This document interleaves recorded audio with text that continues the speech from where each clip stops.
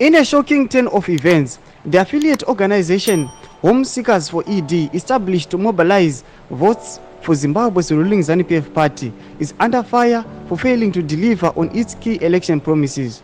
The affiliated has pledged to provide free residential stands to tenants across the country, enticing voters with the slogan Tata Maki Tata, which translates to take the key, take.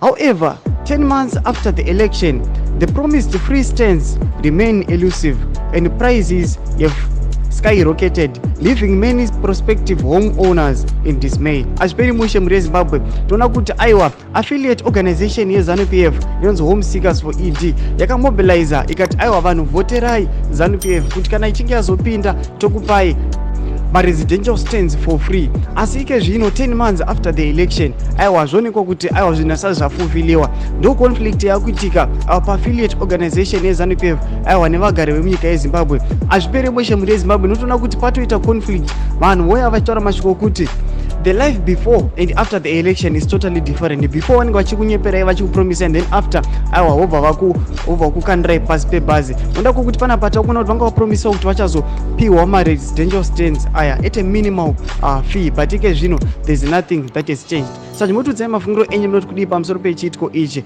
pamusoro pekurasisiwa kwakaitwa vanhu. Pera comment section medu mutudzai mafungiro enyu, musangano subscribe, kulike, turn on the bell icon.